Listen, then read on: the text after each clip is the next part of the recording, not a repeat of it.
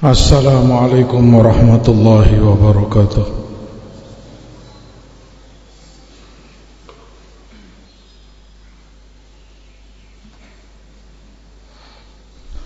Alhamdulillah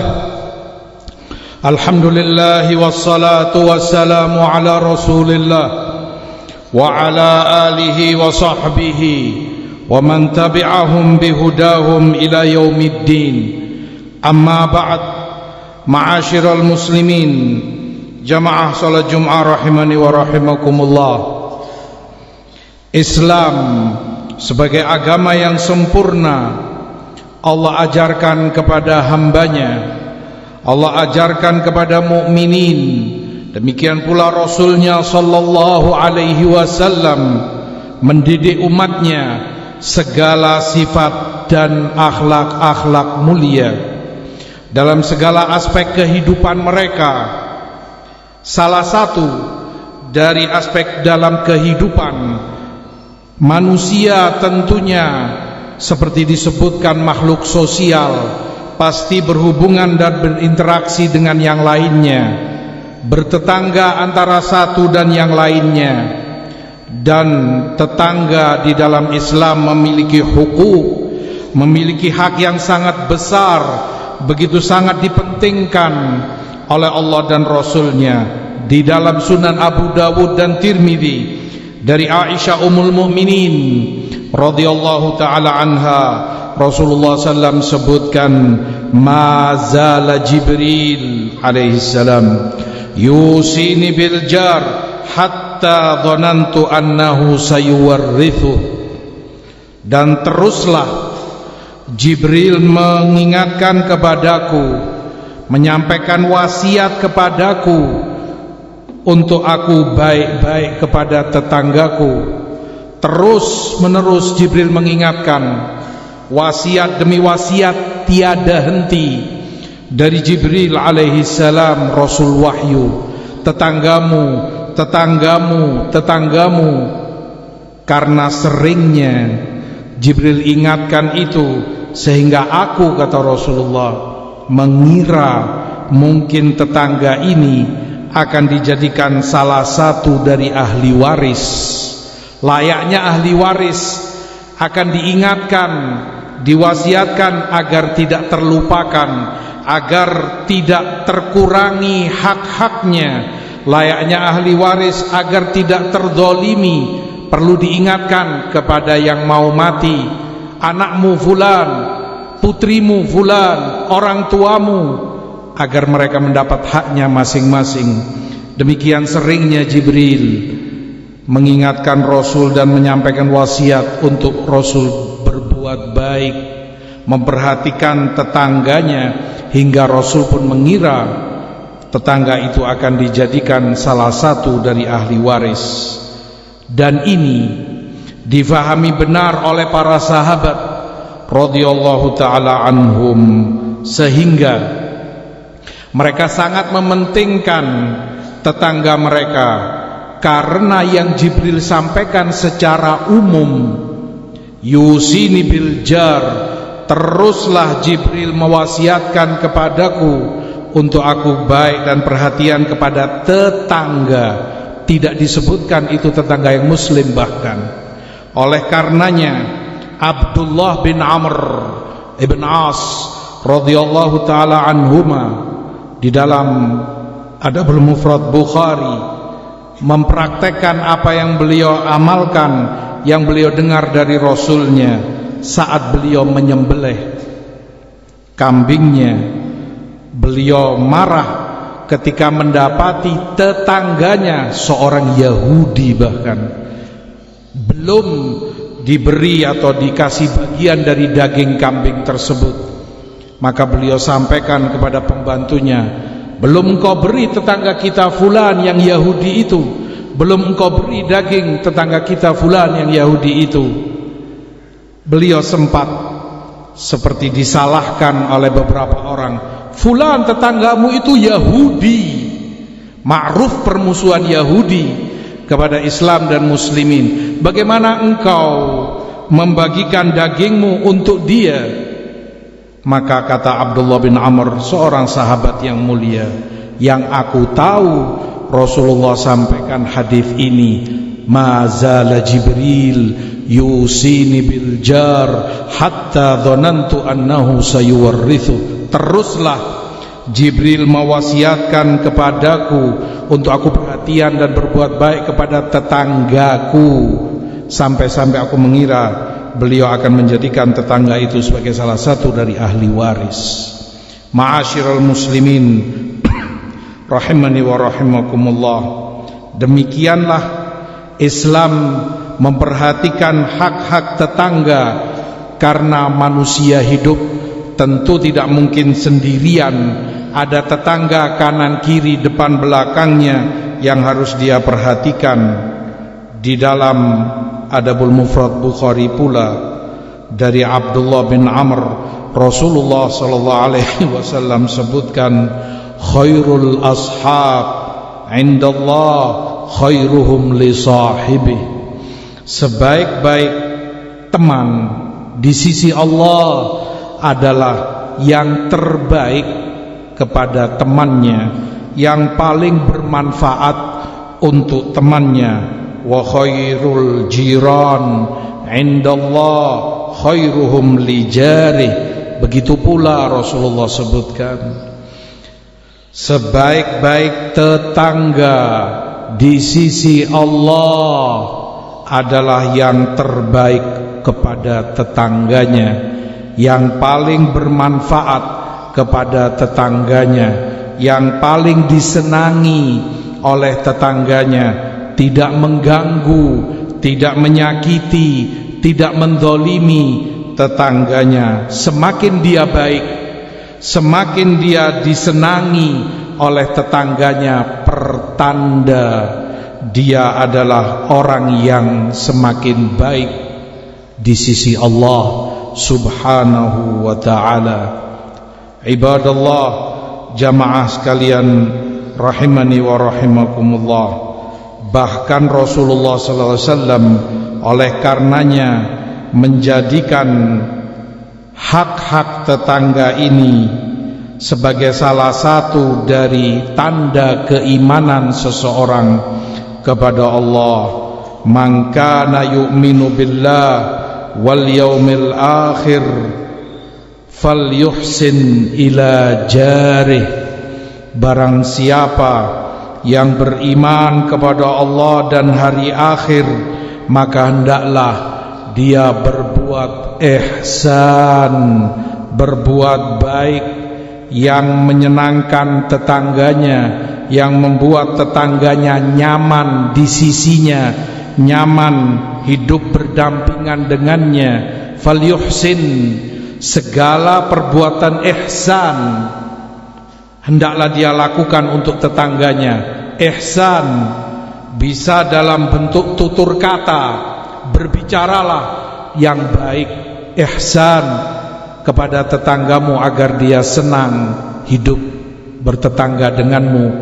Ihsan dalam amal perbuatan, tindak tandukmu, perbuatanmu sehari-hari. Ihsanlah agar tetanggamu nyaman dan senang di dekatmu. Ihsan dalam sikap, dalam segala sesuatu.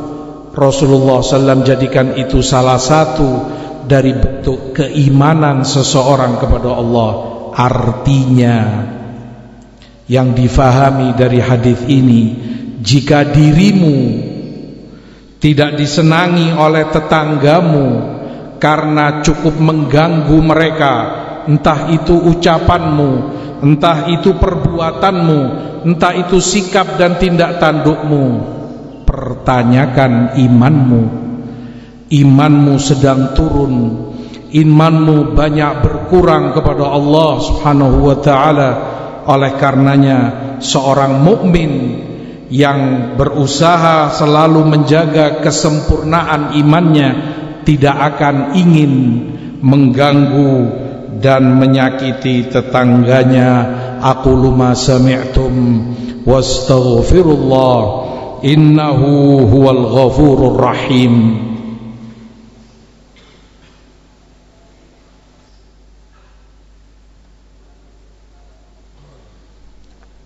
Alhamdulillah, alhamdulillahi wa kafa, wassalatu wassalam ala rasulillahin nabiyil mustafa wa ala alihi wa sahbihi wa man kana ala hadihi qatafa, wa ba'd.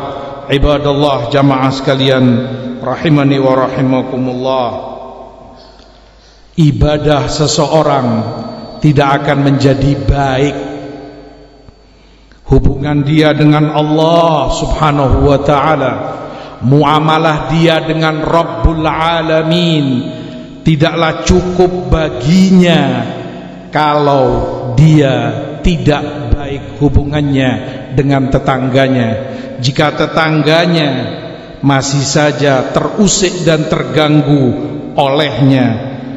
Disebutkan dalam hadis Abu Hurairah dalam Adabul Mufrad, Rasulullah sallallahu alaihi wasallam disebutkan kepada beliau tentang fulanah, seorang wanita yang dipuji ibadahnya luar biasa. Bukan hanya 5 waktu dia sholat, malam pun dia rajin tahajud, qiyamul lail. Tidak hanya itu, siang pun dia puasa siam, puasa sunnah. Tetapi selain dia sholat, selain dia puasa, dia pun banyak bersedekah, membantu dan memberi orang-orang yang tidak mampu.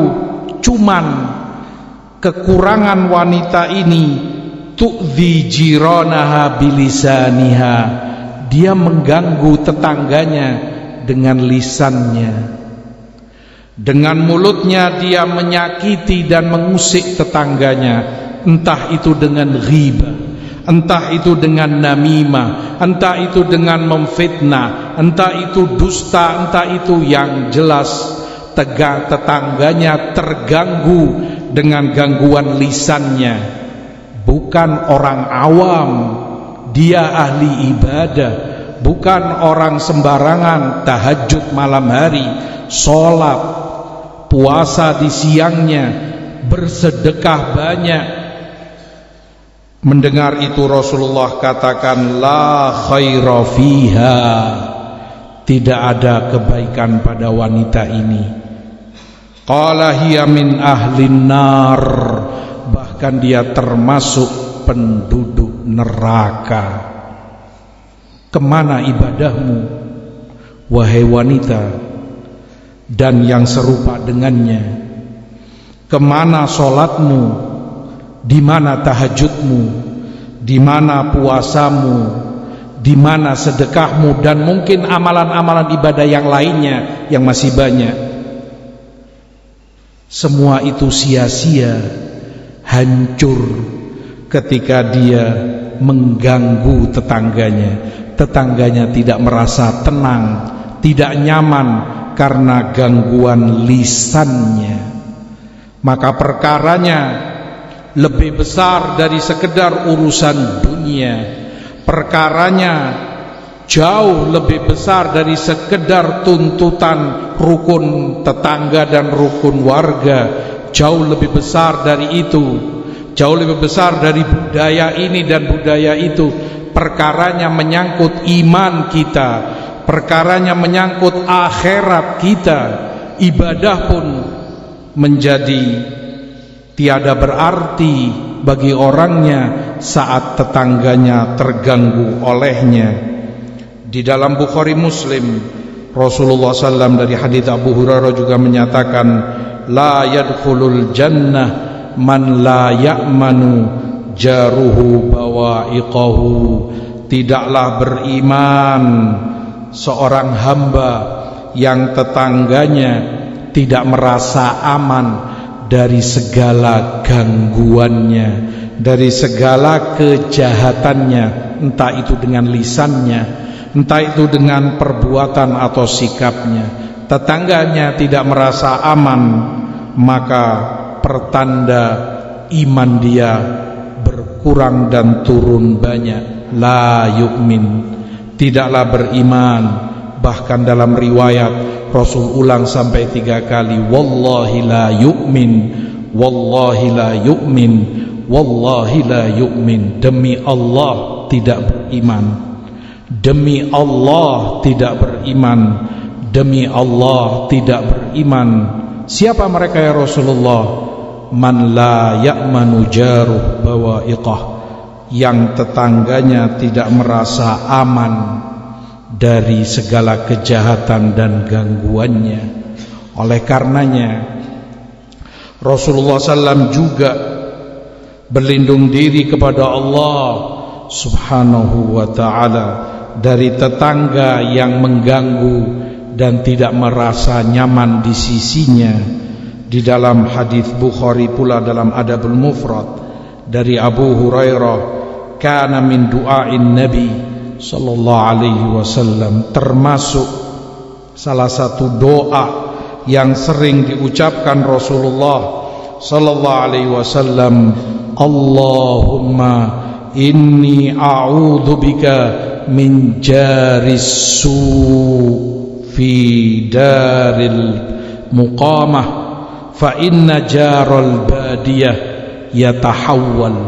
Ya Allah, aku berlindung diri kepadamu dari tetangga yang jelek.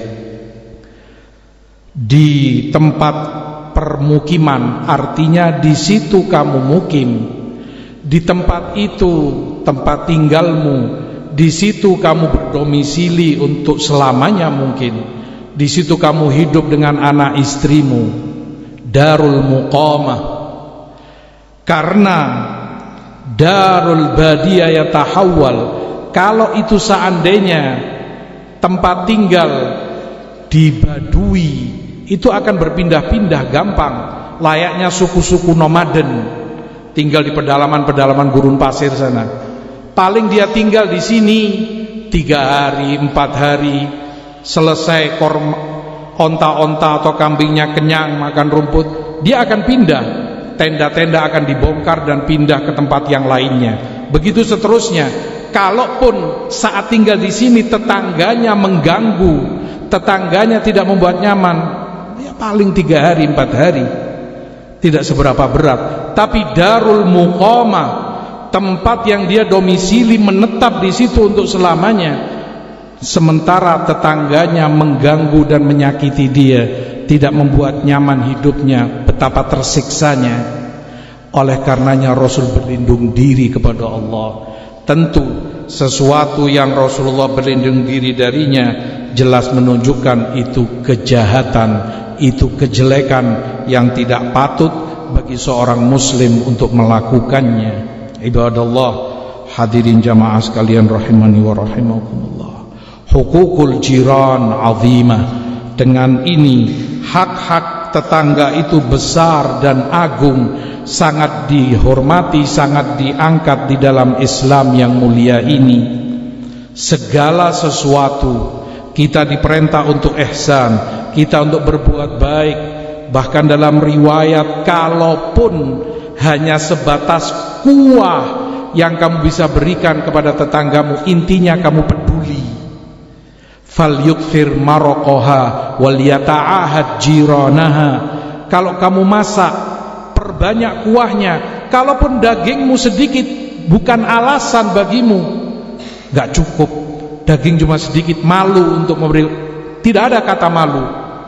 Perbanyak kuahnya, paling tidak tetanggamu mendapat kuah dari yang kamu masak. Tidak hanya mencium aroma masakan yang kamu buat, nikmat di rumahmu, sementara tetanggamu tidak mencicipi apa-apa. Paling tidaknya kuahnya kamu bagikan kepada mereka. Bukan materi yang dinilai, tapi kepedulian kamu, ihsan, berbuat baik kepada tetanggamu. Apapun itu, selama tidak merusak, tidak mengganggu dirimu, tempatmu, maka Rasulullah SAW mempersilahkan kepada tetangganya.